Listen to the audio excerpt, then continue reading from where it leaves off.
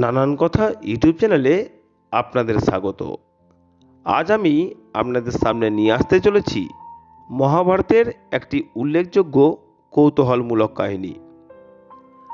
আপনি কি জানেন, মহাভারতের এক যোদ্ধা যাকে মৃত্যু কখনো ছুঁতেও পারেনি, যাকে ভগবান শ্রীকৃষ্ণ স্বয়ং অভিশাপ দিয়েছিলেন, তিনি নাকি আজও এই পৃথিবীর বিভিন্ন জায়গায় ঘুরে বেড়াচ্ছেন।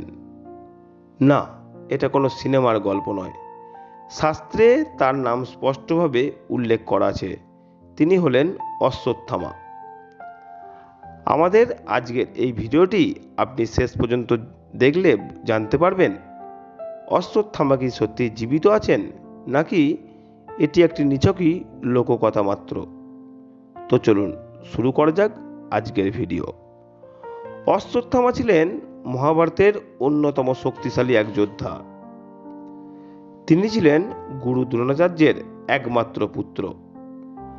শাস্ত্র মতে অশ্বত্থামা জন্মগ্রহণ করেছিলেন স্বয়ং মহাদেবের কৃপায়। এই কারণেই তিনি ছিলেন অসাধারণ এক শক্তির অধিকারী। তার কপালে ছিল এক অলৌকিক দিব্যমণি। এই মণির প্রভাবে ক্ষুধা, তৃষ্ণা, রোগ, এমনকি ভয়, এসব কোনো কিছুই তাকে স্পর্শ করতে পারত না। কিন্তু এই শক্তির সঙ্গে সঙ্গেই তার জীবনে লেখা ছিল এক ভয়ঙ্কর পরিণতি। কুরুক্ষেত্র যুদ্ধ প্রায় শেষ।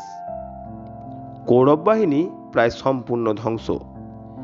নিজের পিতা দ্রোণাচার্যের মৃত্যুর প্রতিশোধে অশ্বত্থামা ক্রোধে অন্ধ হয়ে যান। রাতের অন্ধকারে তিনি পাণ্ডব শিবিরে প্রবেশ করেন। সেখানে ঘুমন্ত অবস্থায় দ্রৌপদীর 5 পুত্রকে তিনি হত্যা করেন। তার এই পাপ এতটাই ভয়ঙ্কর ছিল যে মহাভারতের ইতিহাসে এটিকে সবচেয়ে নৃশংস অপরাধগুলোর মধ্যে একটি অন্যতম অপরাধ বলে গণ্য করা হয়। এই ঘটনার পর স্বয়ং ভগবান শ্রীকৃষ্ণ অশ্বত্থামার সামনে উপস্থিত হন। অশ্বত্থামার সামনে উপস্থিত হয়ে স্বয়ং শ্রীকৃষ্ণ বলেন, তুমি এমন পাপ করেছ যা কোনো ক্ষমার যোগ্য নয়। তার কপাল থেকে সেই দিব্যমণি কেড়ে নেওয়া হয়। এরপর স্বয়ং ভগবান শ্রীকৃষ্ণ অশ্বত্থামাকে অভিশাপ দেন, তুমি কখনো মরবে না, কিন্তু তোমার প্রতিটি মুহূর্ত হবে মৃত্যুর থেকেও ভয়ঙ্কর।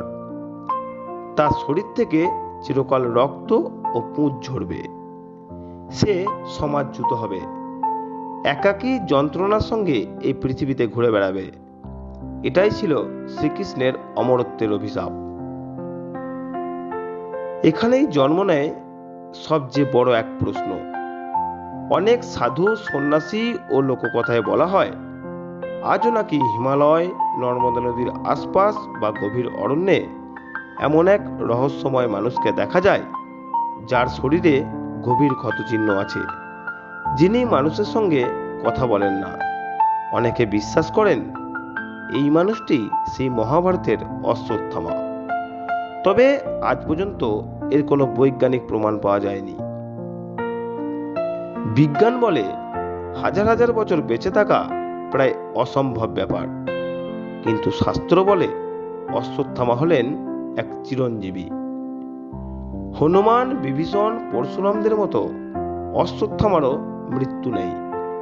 তাহলে প্রশ্ন একটাই, সব সত্য কি বিজ্ঞান জানে, নাকি কিছু রহস্য আজও মানুষের বোধগম্যের বাইরে?